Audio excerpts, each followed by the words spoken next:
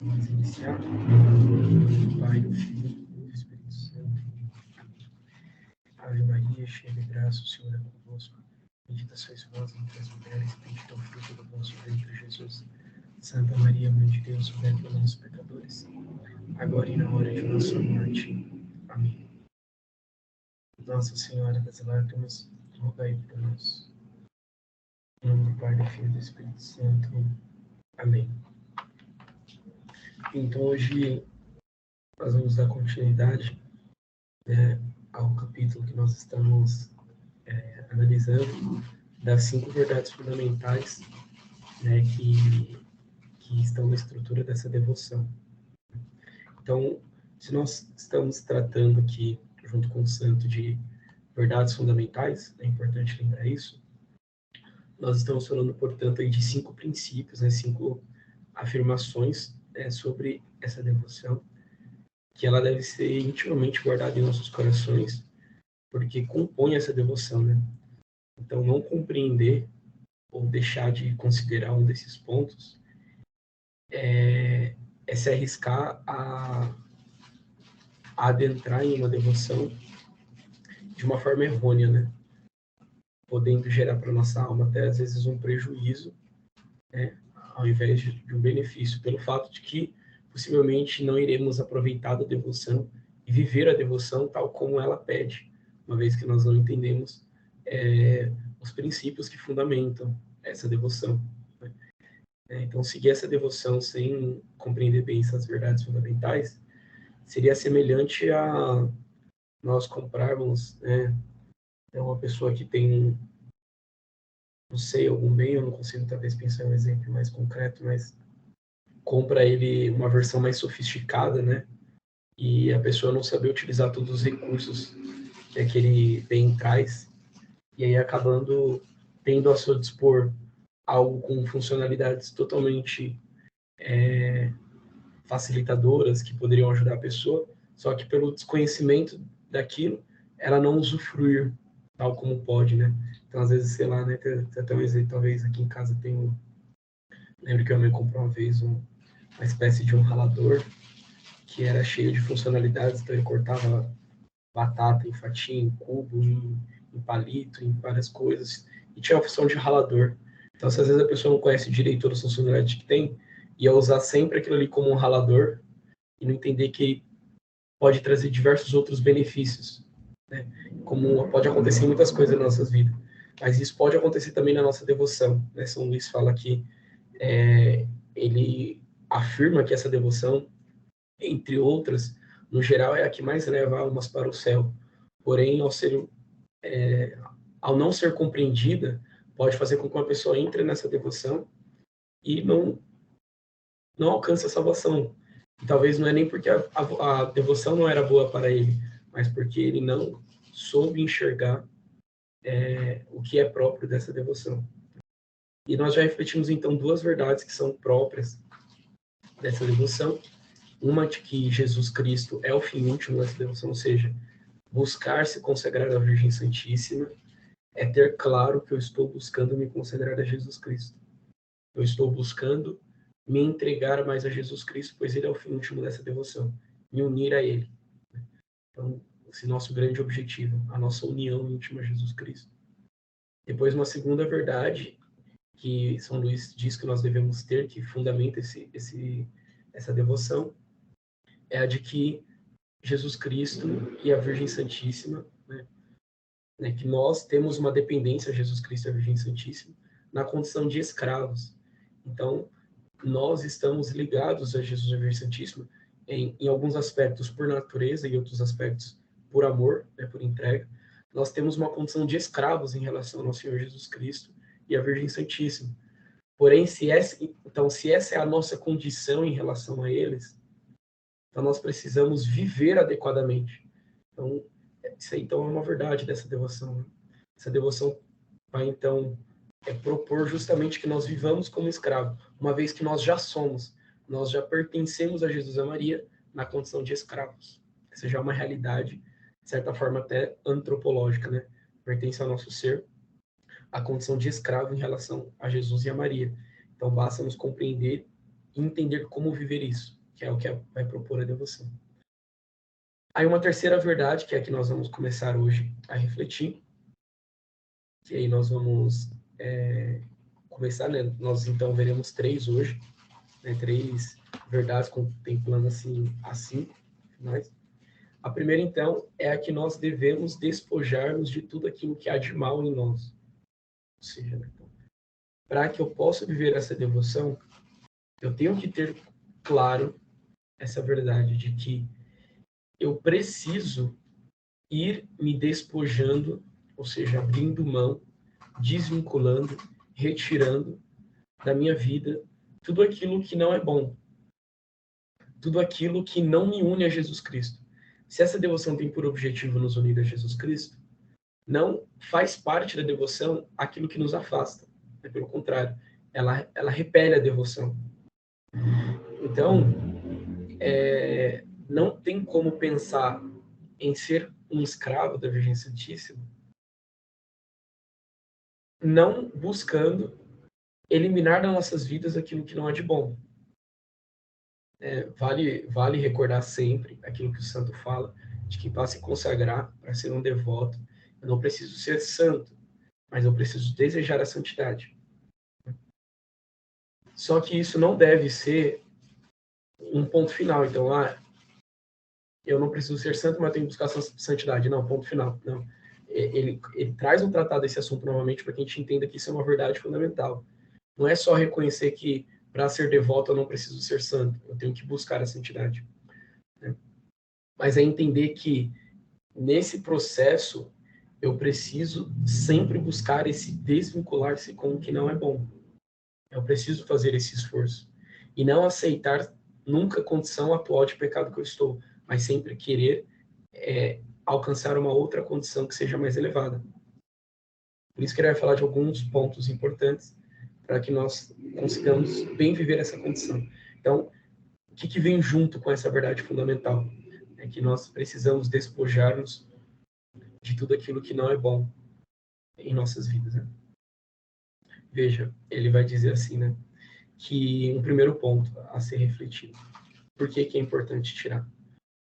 Porque, veja, tudo aquilo que não é bom, por mais que seja em uma quantidade totalmente inferior ao que é bom, ao se misturar com o que é bom, ele logo faz com que haja um efeito de contaminação geral daquilo que é bom. Isso no âmbito da graça, né, o inverso também, ele é muito verdadeiro, né? Quando a gente vê que na Santa Missa, né, quando o padre coloca uma gota de água no vinho, cálice, né? Onde aquela graça de Deus, ela abrange toda a condição, né? Então, aonde a nossa pequenez se perde e se manifesta a grandiosidade de Deus, né? Então, aquela pequena gota se dissolve em todo aquele vinho, né? Fazendo com que todo aquele vinho receba aquela característica que vem aqui naquele ato litúrgico, querer ser mostrado. Isso também, então, acontece no âmbito do pecado. E ele dá diversos exemplos, né? Talvez o mais marcante seja o de que, se você pegar um vinho, por mais nobre que ele seja, por mais delicadas as uvas tenham sido no seu tratamento e elas sejam de uma qualidade extremamente elevada e o vinho tenha sido conservado nos odres mais perfeitos, né, em barris da melhor madeira possível, por anos da forma mais adequada possível, na melhor temperatura, e você tem o melhor vinho. Se você despejar ele em um odre com um odor ruim, ou que esteve um vinho azedo ali, logo todo aquele vinho será contaminado automaticamente. Então, por mais que seja muito inferior a quantidade do que há de mal, ao ter contato com aquilo que é bom, faz com que rapidamente aquilo se corrompa. Então, por mais que a graça de Deus que nós recebemos através da devoção da Virgem Santíssima, e até os dons que nós possuímos, eles logo se esvaem de nossas vidas por conta do menor rastro de pecado que tenhamos. Basta um pequeno rastro de pecado em nossas vidas para que nós tenhamos um espaço aberto para perder todas as graças de Deus. A graça, a gente não pode confundir, né, nesse exemplo e achar que a graça de Deus vai se corromper com o nosso pecado, né? A graça de Deus não se corrompe. É como o vinho que se corrompe no ambiente ruim, né? Mas o fato é que ele acaba não sendo benefício para as nossas vidas. A gente acaba não conseguindo sentir o gosto e usufruindo dele por conta dessa contaminação, né? Ali vai estar um vinho de extrema qualidade, mas você não vai conseguir sentir o gosto dele. Porque na hora que você tomar aquele vinho, você vai sentir o odor do vinho azedo que estava no odre anteriormente, por conta dessa contaminação. Então, esse é um primeiro motivo para nós entendermos que isso é uma verdade fundamental para essa devoção. Buscar ser escravo da Virgem Santíssima e não lutar contra as manchas de pecados que existem em nossas vidas, contra os nossos vícios, contra as nossas fragilidades, é ter sempre em nossas vidas um ambiente contaminado que vai impedir com que nós consigamos experimentar as graças que vêm da devoção. E se nós não experimentamos essas graças, logo nós não iremos crescer na nossa união com Jesus Cristo. Porque não tem como crescer em santidade simplesmente falando que nós somos devotos. Nós crescemos em santidade conforme a graça de Deus encontra espaço em nossas vidas e vai cada vez mais fazendo com que nós nos unamos a Jesus Cristo. Então, se não há união com Jesus Cristo, não há santidade, né? Dessa forma, não tem fruto a devoção se não há espaço para a graça de Deus fazer a nossa vida progredir. Ele até diz no tratado, né? Jesus, ele não se une a uma pessoa que está contaminada. Então, a pessoa que recebe a graça e logo comete o pecado, afasta Jesus de sua vida, né? Por uma escolha. Né? Tem muitos santos que procuram figuras e imagens para dizer sobre isso ao pecado, né? Toda vez que nós pecamos, nós expulsamos a graça de Deus, nós retiramos de nossas vidas a presença do Espírito Santo, nós afastamos as bênçãos que Deus nos dá, a graça do nosso batismo, o nosso caminho de salvação. Então, são várias as imagens e as referências que os santos fazem para dizer justamente isso, que o pecado tem esse caráter de expulsão. E justamente porque Jesus não consegue se unir àquele que permanece no pecado, justamente porque não é um recipiente adequado. Lembre-se, eu já retomei isso uma vez, já trouxe isso uma vez, eu vou trazer de novo, e quando a gente entrar no assunto, eu vou fazer questão de lembrar disso, para vocês conseguirem linkar essas informações. A gente vai refletir mais à frente como essa devoção, ela tem essa importância, pois a Virgem Santíssima, ela consegue modelar. Então, conforme nós lutamos, então, né, eu luto para não estar com pecado. Então, constantemente eu vou melhorando. Quando eu preciso estar presente diante de Deus, na Santa Missa, na minha oração, o que Jesus vê em minha alma é a alma da Virgem Santíssima. Então, ela vê, ao ver nosso esforço em buscar a santidade, ela pega aquilo que há de mal em nós e ela mascara, ela põe por cima a sua beleza, para que Deus, quando ele nos olhar, ele veja a Virgem Santíssima e assim ele aceite a nossa oferta. Ele também dá um exemplo aqui no tratado, né? Quando nós vamos apresentar a Deus a nossa oferta, né, que é a passagem de Raquel que ele vai trazer, né? Ele diz que o ensopado que o filho leva para o seu pai é preparado por ela, né? Então, aquela oferta que ele tem a fazer, quem prepara ela com o seu sabor, com o seu odor, para que atraia a Deus na hora que for apresentado para ele. Então, a gente vai ver então mais à frente que, conforme há um esforço, Nossa Senhora vai preenchendo, ela vai corrigindo aquilo que ainda não está bom, para que nós possamos estar em santidade diante de Deus. Porém, é necessário eu ter essa luta constante de me separar daquilo que não me afasta, que não me aproxima de Jesus Cristo, né? Então, um segundo argumento ainda, né? Eu acho que eu creio que nesse primeiro argumento, Não, perdão, é só no próximo mesmo. É no segundo argumento. Então, um segundo argumento para que nós entendamos que é necessário se desprender daquilo que não é bom, e que, na verdade, é até de certa forma, aqui um passo a passo, esse segundo ponto, do que nós devemos fazer para se desprender. São Luís diz assim, né? Que nós precisamos, então, para nos desprender do que nos faz mal, nós precisamos compreender quem nós somos. Isso é uma etapa fundamental. Entender a nossa realidade. Isso exige de nós muita meditação, né? Exige profundamente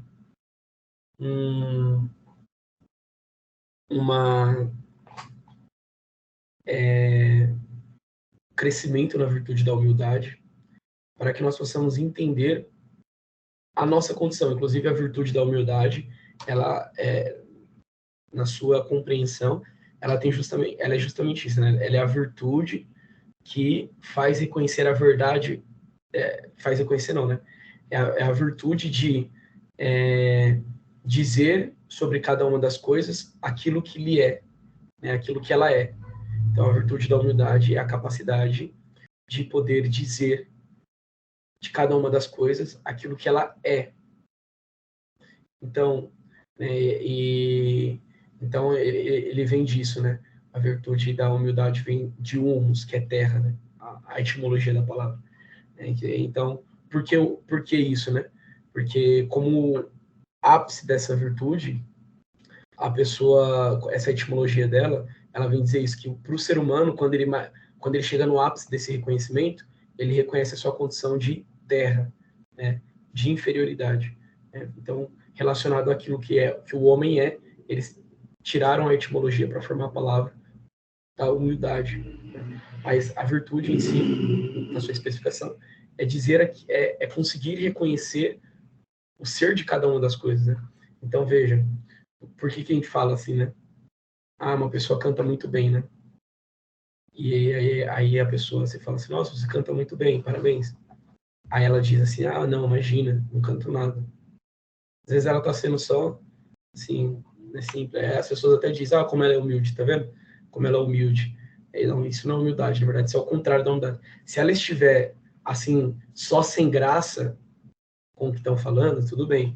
Mas se a pessoa tem claro na sua mente que ela não canta bem, porque, sei lá, ela é uma pessoa muito soberba e ela conhece alguém que canta melhor que ela, então ela não se considera como boa cantora, ela não é humilde. Então, se você chegar para ela e dizer, ah, você canta bem, ela fala assim, ah, imagina, não canto não. E dentro dela, ela tem essa soberba, né, ela não é humilde. Você não pode dizer, ah, aqui, tá vendo como ela é humilde? Nem reconhece que canta bem. Não, isso é o contrário da humildade. Porque a humildade é você ter a capacidade de reconhecer aquilo que você é. Né? Então, se não, eu canto bem. Eu canto bem. Isso é humildade. Isso faz parte da humildade. Então, a virtude da humildade ela é essencial para que possamos identificar aquilo que nós somos, que é o que o santo está propondo aqui. Para que nós consigamos se desprender daquilo que há de mal em nós, nós precisamos passar por essa etapa de se conhecer, né? Conhecer a nossa condição. Inclusive, o santo traz um texto aqui, que eu vou ler já daqui a pouco, que fala um pouco sobre a nossa condição. Claro, né, isso aqui até é bom a gente sempre meditar. A igreja fala que nós devemos meditar textos que mostram a pequenez do homem, que é o foco dele mostrar aqui, né? Quão pequeno nós somos, né? Quão frágil nós somos. Porém, é importante, no geral, a gente ter essa compreensão de que precisamos identificar tudo aquilo que nós somos. Eu lembro até em uma etapa da direção espiritual, quando fazia, o diretor dizer sobre isso para mim, né? Às vezes, nós lutamos contra algo que não é próprio nosso. Né? Isso a gente pode até pegar no exemplo da festividade de hoje, de São Pedro e São Paulo, onde São Paulo diz, né? Eu combati o bom combate. Então, existem combates a serem combatidos, mas ele combateu o bom combate. Ele não desperdiçou tempo com combates que não eram bons, que não eram próprios da sua vida de santidade. Então, ou seja, existem diversos combates a serem traçados em nossa vida, e a falta de compreensão do qual é o bom combate que nós devemos traçar pode fazer com que nós não desprendamos, né? Então, por isso que é importante sempre essa reflexão constante de tudo aquilo que nós vivemos, né? Quantas pessoas, às vezes, lutam contra um pecado, só que ela não percebe um outro problema, né? Eu vou tentar dar um exemplo aqui, talvez ele seja mais psicológico do que espiritual, mas talvez vai fazer vocês clarearem mais isso, né? Acontece muito, então vamos supor, uma pessoa que teve um problema na criação com o pai ou com a mãe, por conta ali de bebida, de alguma coisa, sofreu, né, agressão, alguma coisa do gênero, e ela tem, portanto, um vício com a bebida por conta desse trauma. E aí, um papel de isso inclusive vai mostrar, né? Quem conhece um pouco mais da psicologia vai entender que o papel da psicologia é justamente esse, né? Fazer a pessoa reconhecer o verdadeiro problema que ela tem que enfrentar. Então, aquela pessoa tem um vício com álcool tremendo, e as pessoas ficam sempre preocupadas, pô, ela bebe muito, tem que ajudar ela, põe em clínica de reabilitação, aí melhora, aí sai, piora, e volta, e vai, e nunca consegue progredir nessa luta. Às vezes porque o tempo inteiro as pessoas falaram para ela que ela precisa lutar contra o alcoolismo, mas muitas vezes não, ela precisa lutar contra um trauma. E ao vencer esse trauma, possivelmente ela consiga vencer o alcoolismo, né? Claro, tem como abordar os dois pontos. Eu tenho como vencer o alcoolismo ali antes de mexer no trauma, só para evitar um mal maior. Então, por exemplo, se eu tiver quase em coma alcoólico, então eu estiver praticando muito, eu tenho como entrar com um problema, com uma solução para aquele problema imediato, dar uma solução para aquilo, fazer a coisa diminuir. Mas eu tenho que ir na raiz do problema, identificar qual é a verdadeira luta que aquela pessoa precisa traçar. Isso um diretor espiritual vai fazer. Às vezes as pessoas lutam contra um pecado ou tentam progredir por uma via espiritual que não é própria daquela pessoa e ela não consegue progredir na sua espiritualidade. E aí, portanto, a gente vê a necessidade de nós reconhecermos, né, quais são as verdadeiras lutas que nós devemos traçar. Para isso é preciso reconhecer quem nós somos, a nossa condição diante de Deus. Por isso a virtude da humildade ela é tão necessária. Mas vejamos aqui esse aspecto mais negativo, que é sempre importante nós meditarmos, para nós entendermos que a nossa condição é de uma criatura muito inferior. Nesse texto de São Luís aqui, que ele traz, né, que na verdade está em outros escritos, e ele traz aqui um tratado para colocar, é mostrar mesmo quão pequeno nós somos, né? Então eu vou ler todo o parágrafo aqui. Ele diz assim: nossa alma, unida ao corpo, tornou-se tão carnal que é chamada de carne. Toda a carne tinha corrompido o seu caminho. Gênesis 6:12. Toda a nossa herança é orgulho e cegueira no espírito, endurecimento no coração, fraqueza e inconstância na alma, concupiscência, paixões revoltadas e doenças no corpo. Somos naturalmente mais orgulhosos que os pavões, mais apegados à terra que os sapos, mais feios que os bodes, mais invejosos que as serpentes, mais glutões que os porcos, mais coléricos que os tigres, e mais preguiçosos que as tartarugas, mais fracos que os caniços, e mais inconstantes do que um catavento.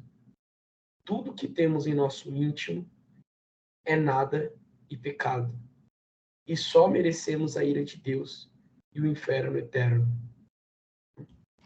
Então, veja, ele traz a nossa condição carnal, desconsiderando a graça de Deus em nossa vida, né?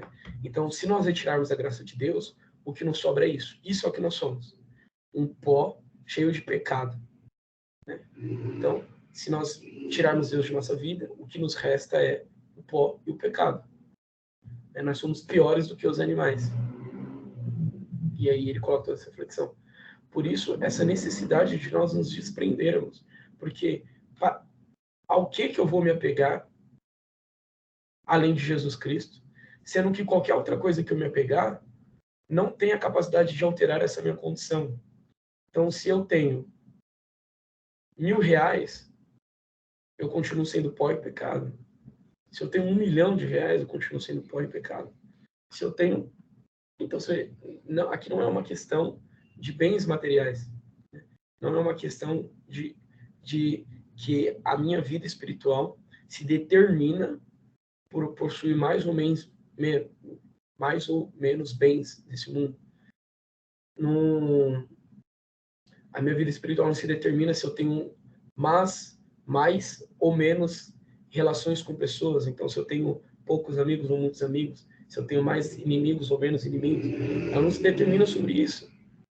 A gente tem santos que tinham muitos amigos e poucos amigos. A gente tem santos que tinham muitos inimigos e poucos amigos. A gente tem santos que tinham R$1.000. A gente tem santos que tinham R$1 milhão. Nós temos santos em todas as características, né? Mas o que há de comum em todos os santos é que todos eles, ao se reconhecerem pó e pecado, se desprenderam de tudo aquilo que os afastavam de Jesus Cristo, para que, unidos à graça de Deus, eles se tornassem alguma coisa. Então, como o foco dessa devoção é a nossa união, surge então essa verdade fundamental com esse processo a ser feito. Reconhecer quem nós somos, para que nós possamos despojarmos, ou seja, pôr para fora.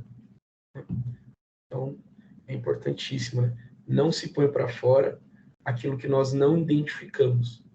Tá? Vou pegar mais um exemplo aqui, isso fique claro, tá? Fique claro para que a gente não cometa o erro de, às vezes, tentar retirar da nossa vida o que nem está na nossa vida. Tentar lutar contra um pecado que muitas vezes nem existe. Às vezes as pessoas não sabem nem dar nome para o pecado que ela tem. Ela chama o pecado de tal coisa, mas não reconhece que é uma soberba. Às vezes ela está com outro problema, mas está dando outro nome. Isso é importante, é tão importante, que quando um padre vai exorcizar uma pessoa que está possuída pelo demônio, ele não chega e fala, sai. Ele faz um rito até que ele saiba o nome do demônio. E ao se revelar o nome, ele diz, aí ele faz o rito final, fala em nome da igreja, eu ordeno que, aí ele fala o nome do demônio, saia, volte para o inferno. E aí, somente aí, o exorcismo acontece. É o rito final. Porque não tem como nós retirarmos de nossa vida aquilo que nós não conseguimos identificar, dar um nome, saber. Então, é fundamental eu reconhecer a minha condição para que eu consiga, então, me despojar daquilo que eu sou. Por isso que mais à frente, então, ele vai dizer aqui, né? Já tendo reconhecido, né? Agora a necessidade de eu pôr para fora aquilo que eu reconheci que não convém à minha vida. Se não morrermos a nós mesmos, e se as mais santas devoções não nos levarem a esta morte necessária e fecunda, não produziremos fruto que valha. Nossas devoções serão inúteis. Todas as nossas obras de justiça ficarão manchadas por nosso amor próprio e nossa própria vontade. E Deus abominará os maiores sacrifícios e as melhores ações que possamos fazer. Então, veja, não existe aquela novelinha, aquele blá blá blá que fala de que o importante é fazer o bem, ser bonzinho. A pessoa é cheia de pecado, mas ela ajudava as pessoas, fazia o bem, rezava o terço. Era cheia de pecado, era, né? Mas quem não é pecador? Às vezes a gente nem sabe se o tanto de pecado que a pessoa tinha ou não, mas a gente usa dessas informações só para se auto-justificar que se a gente fizer uma boa ação, vai compensar o pecado que nós temos. Não, isso pode ser muito prejudicial para nossas almas. Se nós, ao reconhecer o que temos, nós não fizermos o esforço de se desprender daquilo, nós iremos sim perder a graça que provém da devoção e a graça maior que é a nossa salvação. E aí um terceiro ponto que ele coloca sobre isso é até um sinal de reflexão sobre a verdadeira devoção que nós devemos escolher para as nossas vidas essa devoção à Nossa Senhora, ela tem que trazer como fruto, é um fruto dessa devoção, nos ajudar a se desprender. Né? E isso eu dou com testemunho, né? Talvez o conhecimento das minhas misérias cresceu muito mais depois da minha consagração. Né? Reconhecer, que esse problema está aqui, isso aqui está aqui. Talvez depois de me consagrar eu conheci muito mais pessoas com uma santidade mais elevada, puderam estar ao meu redor e me ajudaram a identificar, né? Quantos bons amigos e bons padres que eu pude ter na minha vida depois da consagração, que foram tão cirúrgicos em algumas orientações, Enquanto, às vezes, eu passava anos lutando com uma coisa, ele vinha com uma cirurgia e falava, não, mas veja, é só mexer esse ponto aqui, é só colocar essa caixa para cá, é só você tirar primeiro isso aqui, né? Você está tentando encaixar, né? Sabe, criança colocando a bolinha na bolinha, o quadrado no quadrado, triângulo no triângulo. Então, você está tentando encaixar o triângulo aqui no quadrado, não vai entrar, é só você trocar. Então, às vezes, orientações simples, cirúrgicas, precisas, são fundamentais em nossa vida e é fruto dessa devoção. Aquele que começa a fazer o esforço e oferece a sua vida totalmente para a Virgem Santíssima, essa pessoa não é desamparada. Ela vai começar a dar diversos recursos para que essa pessoa consiga compreender e consiga se desprender das suas coisas boas. Se a pessoa vai aderir ou não, aí já é um problema da pessoa, mas que Nossa Senhora, ela traz por fruto isso? Ela traz. Inclusive, é o que um dos argumentos do santo para justificar que essa devoção ela é válida e ela é real. Porque ela realmente, nitidamente, ela mostra na vida dos devotos que essas pessoas começam a ter um conhecimento maior sobre si, a trabalhar melhor e a ter ambientes e situações cada vez mais adequados para que ela consiga ir vencendo todas as suas dificuldades. Então, essa devoção, com certeza, ela tem que ajudar a pessoa com isso, né? A ter mais compreensão sobre si e a ter mais meios para poder se desprender daquilo que não é bom. Inclusive, né? Vamos até aproveitar para olhar isso, né? É importante. Deixa eu pegar aqui.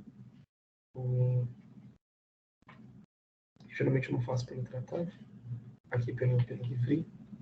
Então não sei exatamente em qual parte ele fica aqui, mas eu vou achar. Aqui. Se bem que eu acho que aqui no tratado nem é especificado nessa versão que eu tenho. Vamos saber se eu não vou ficar chutando, só saber se eu olhar. Ah, claro que é. É sim. Então, nessa estrutura aqui desse tratado, na parte dos exercícios espirituais, a gente tem primeiro conjunto de 12 dias dedicado a desapegar-se do espírito do mundo. E aí, durante essa semana, se nós pegarmos as meditações, aquele livro que eu dei sugestão para vocês, que vai propondo diversas orações para fazer durante esse período de consagração, uma das meditações é reconhecimento da nossa condição. Né? Então, reconhecer quem eu sou para que eu consiga me desprender. Aí depois a segunda semana, dedicada em conhecer mais sobre a Santíssima Virgem, e a última dedicada em conhecer mais sobre Nosso Senhor Jesus Cristo. Então, o processo de preparação é esse. Primeiro eu reconheço quem eu sou, aí eu me desprendo. Aí na segunda semana eu reconheço quem a Virgem Santíssima é e me aproximo. Na terceira semana eu reconheço quem Jesus é e me aproximo. É isso que vocês vão fazer quando forem se consagrar, né, durante os dias de preparação. Não sei se vocês já perceberam, mas às vezes eu falo, dependendo de onde você olhar, porque existe uma metodologia que fala de 33 dias e existe uma metodologia que fala de 30 dias de preparação. Tem alguns escritos que variam, tá? Justamente porque o santo escrevia como a semana, aí algumas pessoas interpretaram essa semana exatamente 7 dias, outros uma outra constituição de uma outra forma, né? Mas, claro, não faz muita diferença se você fizer tudo da forma adequada, né? Só um detalhe. Mas, enfim, então essa é a terceira verdade fundamental. Nós devemos nos desprender daquilo que não é bom. Aí surge disso uma consequência. A quarta verdade ela é uma consequência da terceira. Porque, veja, se nós somos pó da terra, sem a graça de Deus, o que nos resta é o pó e o pecado, e a nossa condição é muito inferior. Dessa forma, nós temos que ter alguém que nos auxilie sempre. Tá? Então, a quarta verdade é, nós devemos ter, existe uma necessidade de um medianeiro junto a Jesus Cristo.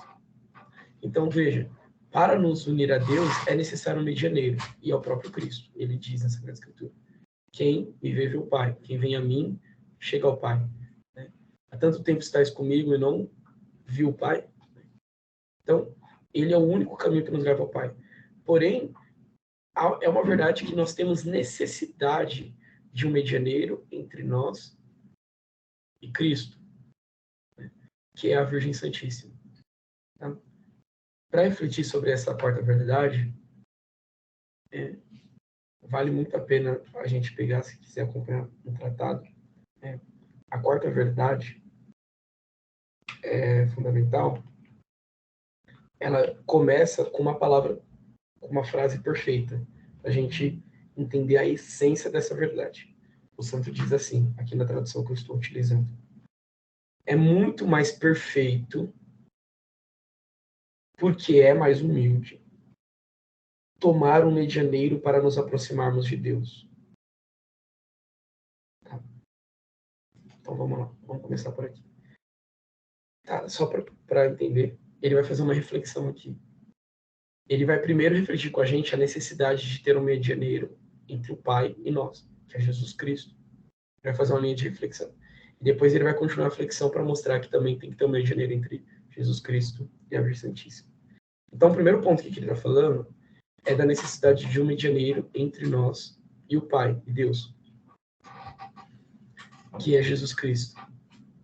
Mas essa frase que ele usa é a que vai nos trazer o mesmo argumento para dizer que tem a necessidade com a Virgem Santíssima.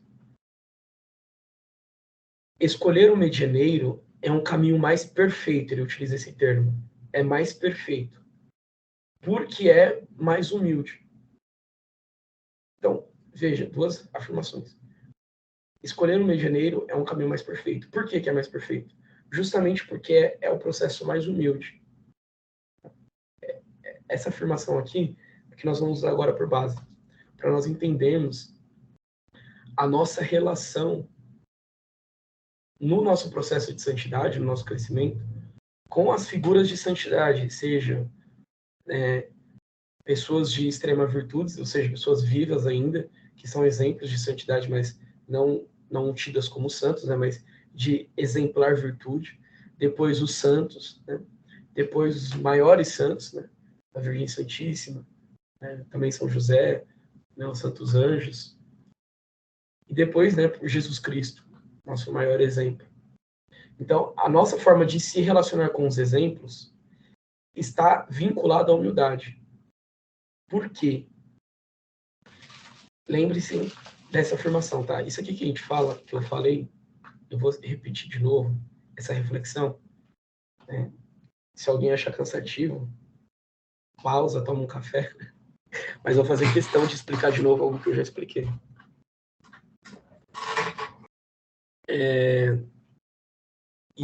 Isso aqui não serve de argumento para a gente querer converter protestante ou gente que nega a importância da devoção dos santos. Mas para a gente compreender a nossa relação com as figuras de santidade. Né? Deus, ele escolheu para a nossa salvação o caminho mais perfeito, pois ele estava mais ligado à realidade das coisas.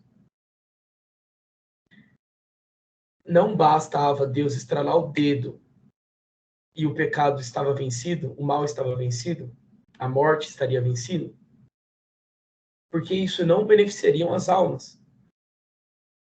Né?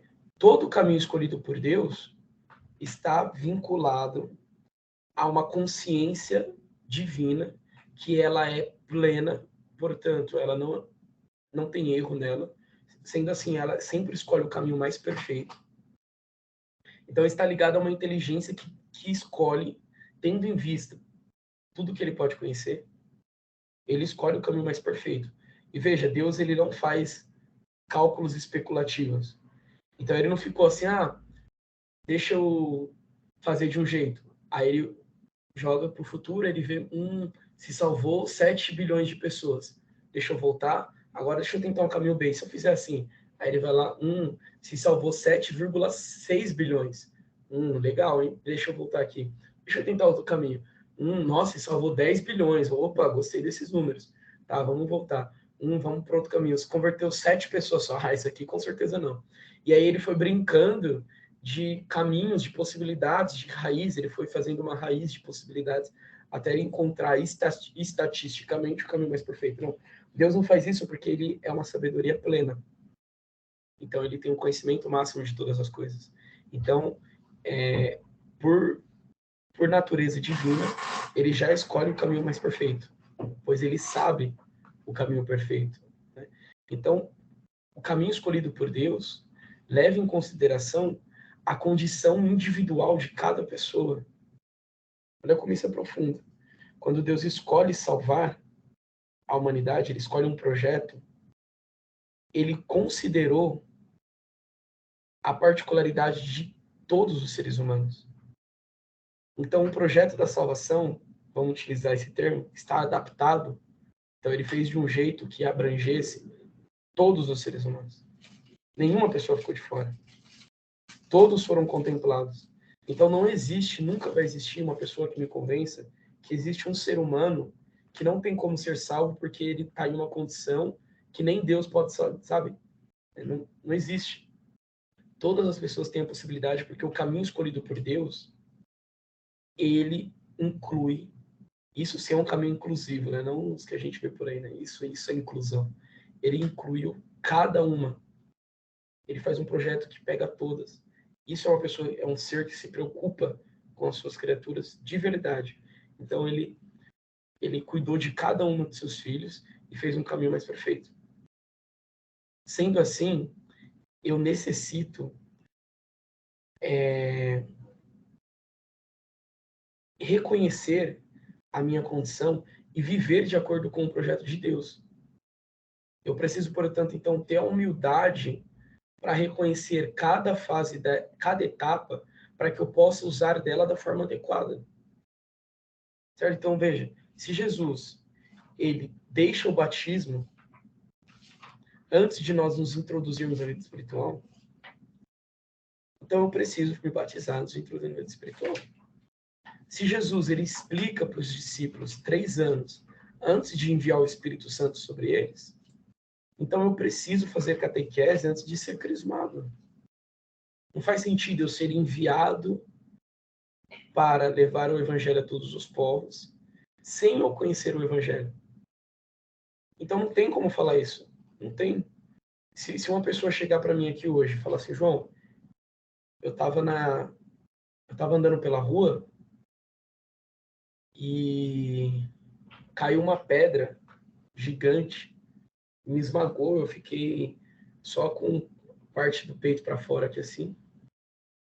E aí eu não tinha fé, eu era ateu, e eu disse assim, Senhor meu Deus, se você existe, me salva agora e eu vos servirei.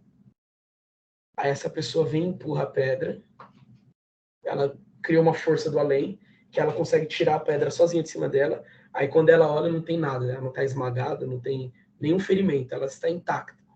Aí essa pessoa chegar para um padre de santidade hoje, uma pessoa de cabeça, e falar assim, Deus fez uma grande obra para minha vida, me envie para dar crisma, me dá uma turma de crisma para me cuidar. O padre fala, não é pelo fato de você receber uma graça de Deus aqui hoje, que para que você seja enviada, que você já pode ser enviada para evangelizar. Você precisa então ser catequizada. Ah, não, mas Deus já me deu um milagre, eu entendi que ele é Deus. Não, mas você precisa entender quem é a Santíssima Trindade, quem é a Virgem Santíssima. Você precisa fazer o mesmo para quem você, se São Pedro teve que fazer catequese com Jesus Cristo, quem é você? A pessoa que levantou uma pedra com a mão? Então, eu preciso fazer esse processo, justamente porque a humildade me força a reconhecer esse caminho. Certo? Então, quanto mais humilde for o caminho, então, ou seja, quanto mais real a condição própria de cada uma das coisas, mais perfeito será esse caminho. Certo? Aí eu vou até usar aqui para vocês, eu voltei à reflexão, e agora só para que isso fique, desperte esse ponto aqui dessa quarta verdade, e vocês conseguem entender o que eu estou querendo dizer, eu vou trazer como um argumento uma pessoa talvez protestante ou de uma outra religião que negue a importância da Virgem Santíssima. Ou até pessoas católicas que falam, não preciso me confessar, não preciso ir à missa, porque eu sozinho com Deus me basto para poder alcançar a santidade. É só conversar com Deus no seu coração. Ó, porque isso é burro. Porque, veja, uma pessoa que diz isso, tá? Vamos contrapor o argumento dela. Vamos supor que é uma mãe.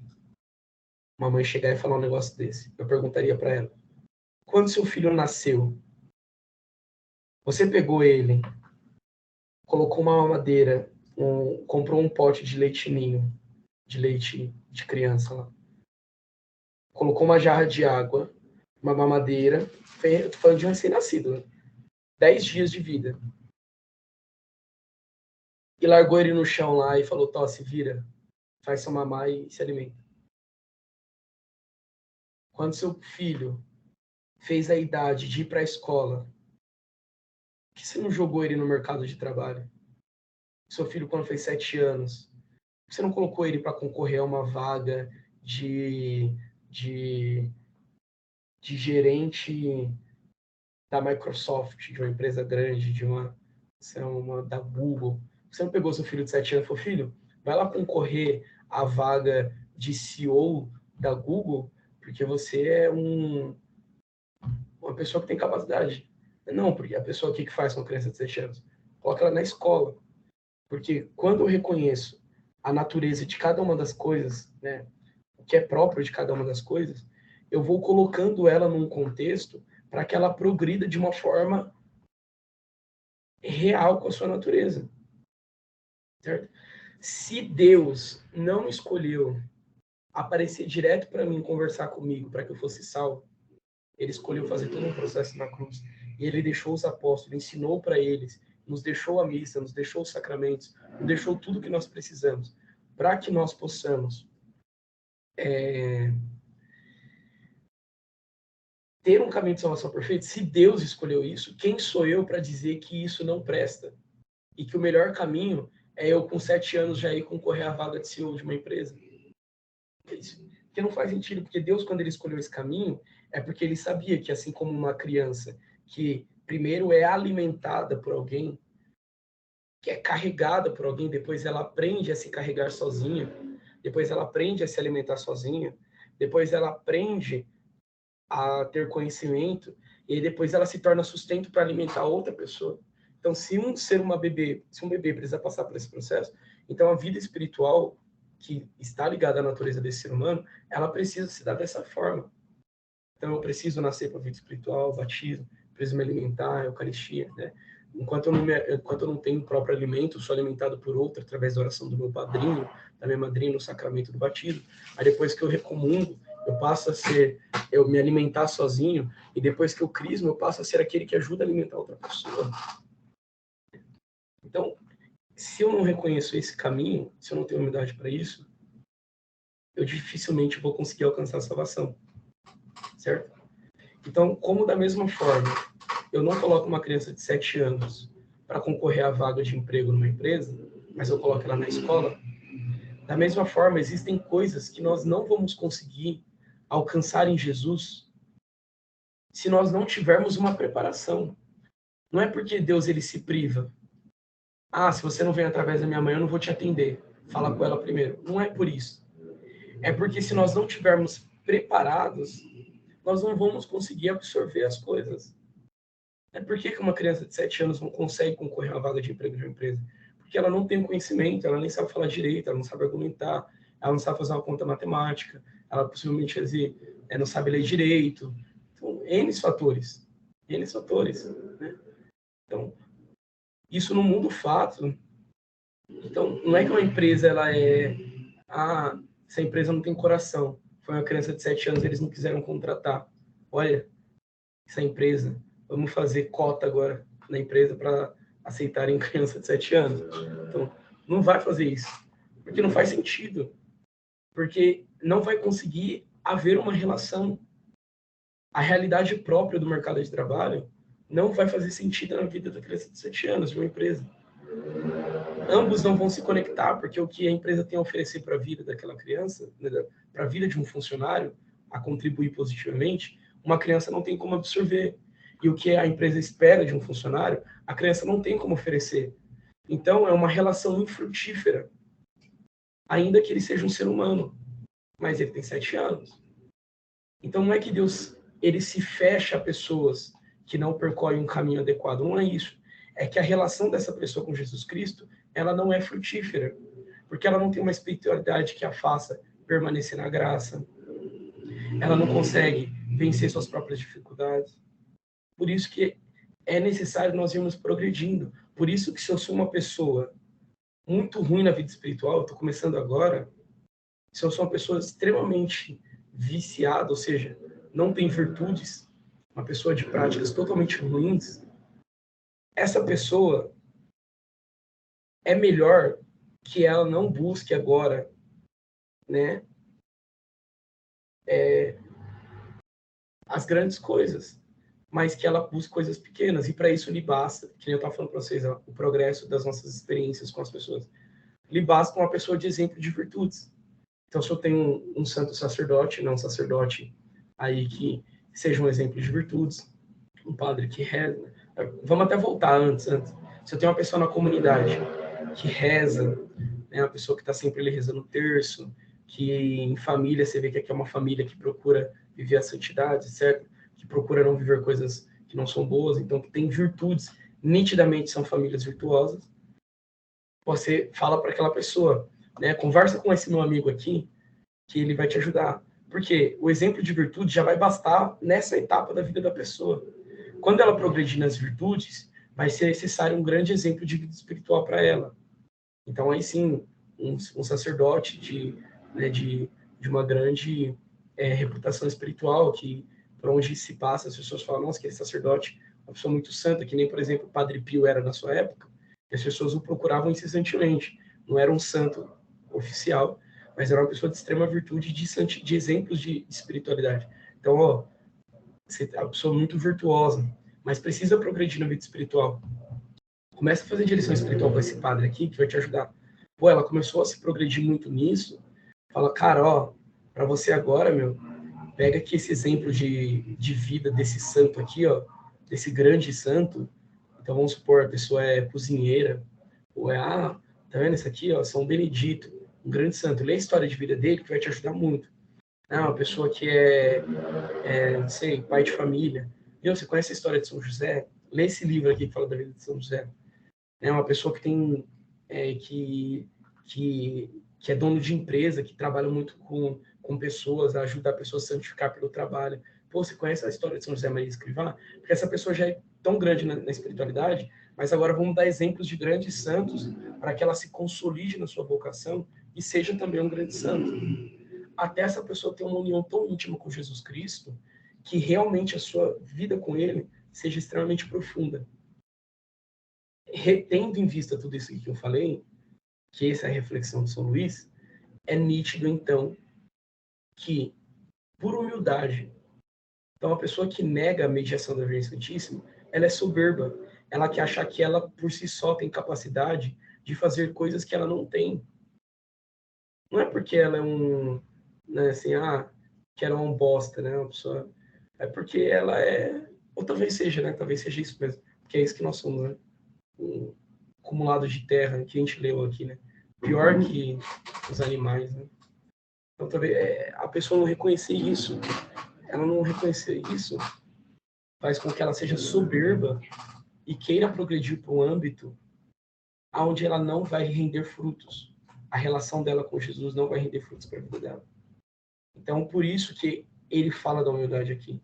Então, se Deus escolheu colocar medianeiros para poder trazer a nossa salvação, é mais humilde, porque é mais próprio e é mais verdadeiro que nós escolhamos o mesmo caminho.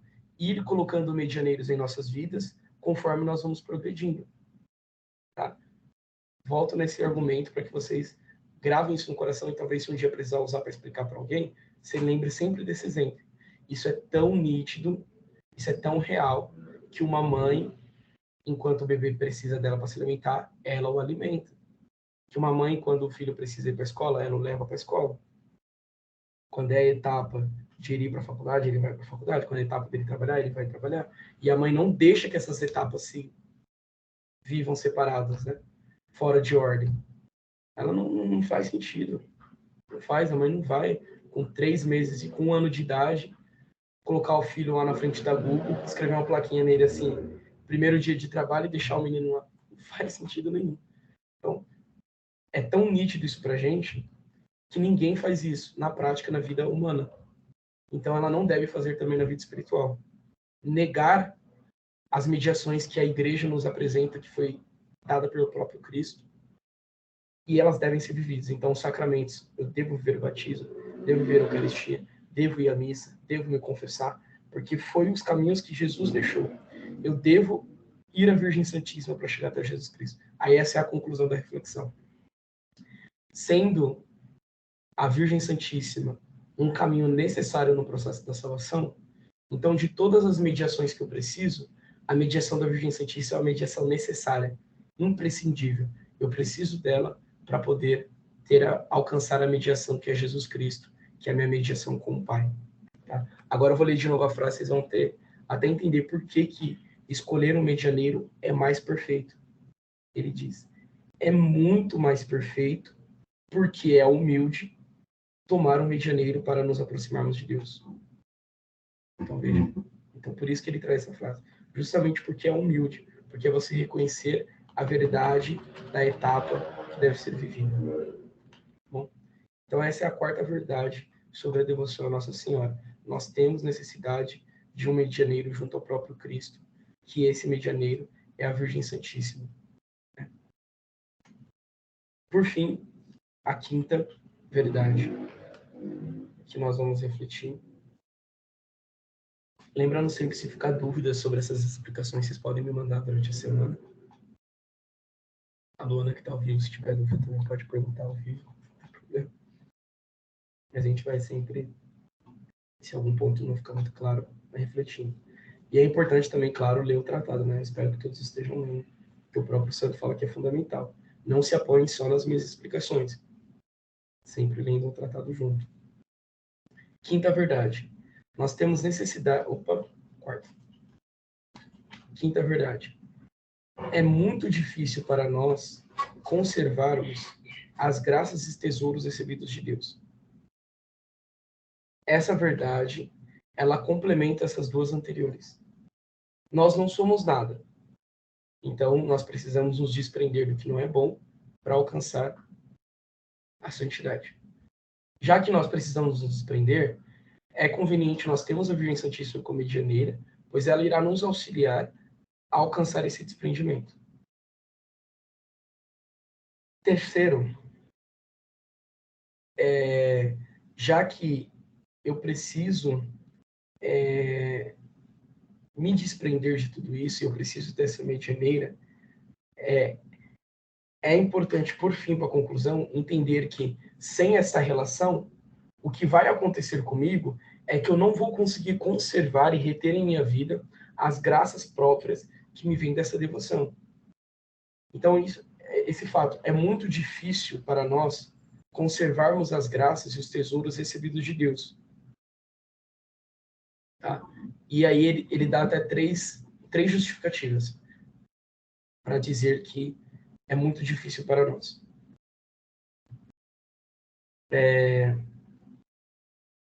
Que aí, para poder falar dessa condição, eu não vou explicar profundamente, tá? Mas quem quiser, vale a pena, tá? Depois pegar o catecismo da Igreja Católica mesmo, né? Ou talvez até também, lá eu acho que é mais detalhado, né? O catecismo maior, né? De Pio X, né? Eu vou mandar o PDF no grupo, eu acho que eu tenho esse PDF, mas existe na internet disponível, inclusive deixa eu até acessar aqui para não esquecer, Catecismo Maior.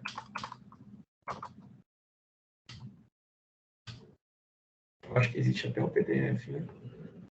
Tem aqui, eu já até achei o link, depois eu vou até mandar aqui, já vou deixar salvo aqui para mandar no grupo. Se alguém quiser olhar por lá tem alguns detalhezinhos, mas também está no nosso catecismo, no catecismo é o amarelo, né? Que é o catecismo mais recente, tá? Da igreja. Que é sobre os inimigos da alma. Isso aqui todo mundo teve que aprender no Crisma. Se não aprender no Crisma, você tinha que ter decorado no Crisma isso aqui, porque isso aqui é de utilidade espiritual constante da nossa vida. Os 3 inimigos da alma, né, são a carne corrompida, né, a natureza corrompida, o demônio e o mundo. Por que a gente precisa ter isso aqui? Porque tem gente que acha que a única pessoa que faz a gente pecar é o demônio, que seduz a gente ao pecado. Não é. Os 3 inimigos da nossa alma que nos levam ao pecado são, né, os que nos levam ao pecado são 3 fatores, né? Por isso que a gente tem que cuidar dos 3. Não adianta a gente pedir, rezar a Deus para nos livrar das tentações do demônio, mas a gente não se atentar aos outros 2 pontos e não pedir a Deus para nos livrar deles também. Primeiro, a natureza corrompida. O simples fato do pecado original e dos outros pecados que nós já cometemos na nossa vida trazem uma corrupção na nossa natureza que inclina ela ao pecado. Tá? Então, a pessoa que tem um vício, né? Uma pessoa, sei lá, extremamente... Vou pegar aqui o exemplo do vício alcoólico, que foi o que eu já dei de exemplo. Mas uma pessoa tem lá o vício com o alcoolismo. Bebe muito. E aí ela tá lutando para parar de beber, e aí ela chega numa festa e dá vontade de beber. Aí ela fala assim, tentação do demônio. Não necessariamente, né? Às vezes é só uma inclinação da sua alma. Você está numa festa. Uma festa tem bebida, então não tem nada de demônio aqui. Se for para uma festa, foi para um ambiente que é bebida, não tem nada de demônio aqui. A questão é que o seu vício corrompeu a sua natureza de tal forma que você está constantemente inclinado a querer voltar para esse pecado, uma vez que isso já corrompeu a sua natureza. Então é necessário lutar e resistir contra isso.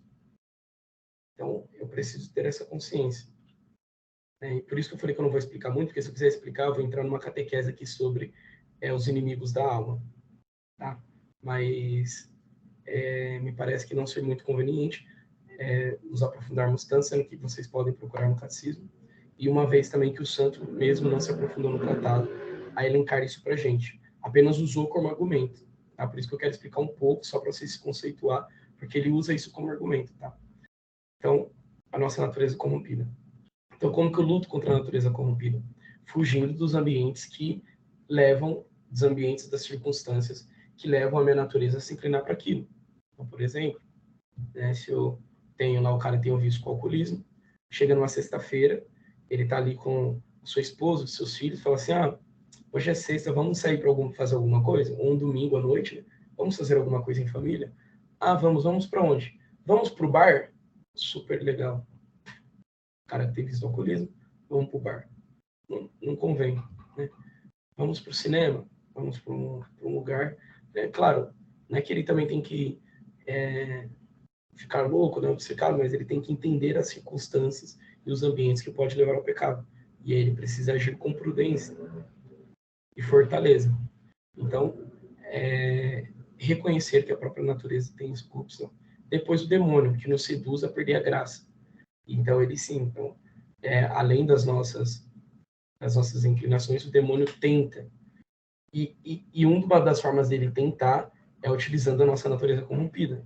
Então, se ele vê que você está fugindo de ambientes, você está fugindo de circunstâncias, mas você tem aquele vício, então o demônio constantemente pode te assaltar, os santos usam esse termo, nos assaltar com pensamentos, com coisas, com visuais, às vezes por pensamentos, outras vezes visual, que nos remetam àquela situação para que nós caímos no pecado. Então, às vezes a pessoa está ali, pode ver o gosto do nada, né? A pessoa está trabalhando, aí do nada ela, nossa, que vontade de tomar cerveja, né? Às vezes isso pode sim se enquadrar no campo da tentação, pode ser um demônio, né? Às vezes também ele pensar numa situação, você foge da situação o tempo inteiro, e aí o demônio tenta ali como que manipular aquela realidade para que de repente ali no seu trabalho, do nada dê na cabeça de 3 pessoas de ir lá no barzinho e vamos comprar umas bebidas e levar para dentro do escritório? Vamos.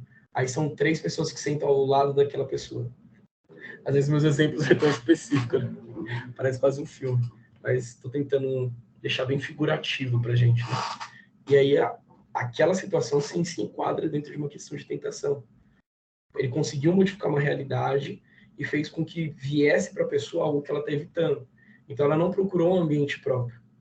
Ela não procurou. Ela falou assim, pô, em vez de... Minha família gostava de ir num barzinho todo domingo, e aí depois que eu comecei a lutar contra o álcool, eu resolvi ir com eles para um cinema. Só que na hora que a gente chegou no cinema, um monte de jovem abriu um uísque, os negócios na nossa frente. Então, não era um ambiente próprio para isso.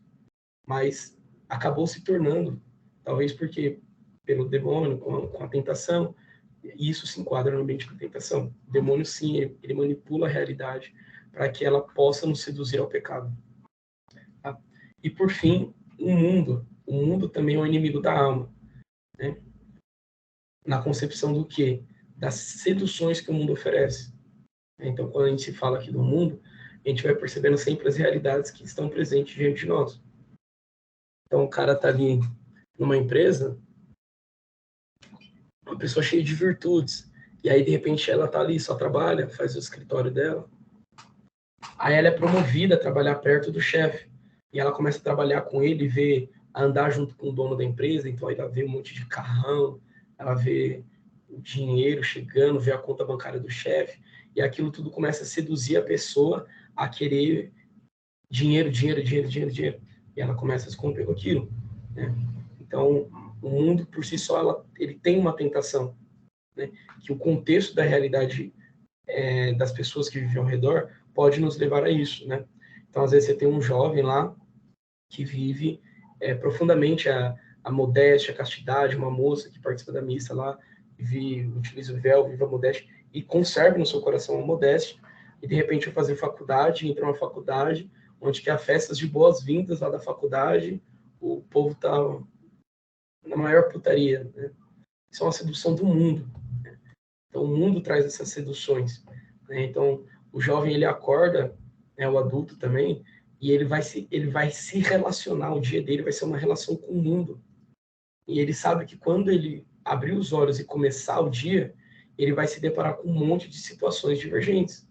Eu preciso ter consciência que isso vai ser sedução ao pecado. Então, eu vou abrir minhas redes sociais, eu vou abrir meu WhatsApp, e eu vou ter ali pessoas com diversos pecados, com diversas situações que vão me seduzir aquilo. Quando eu chegar no trabalho, eu vou ter situações. Quando eu chegar numa roda de amigos, eu vou ter situações. Chegar na faculdade, na escola, com o professor, com todas as situações, eu vou ter diversos ambientes que vão me seduzir ao pecado. Por isso, o inimigo da nossa alma são 3. Tá?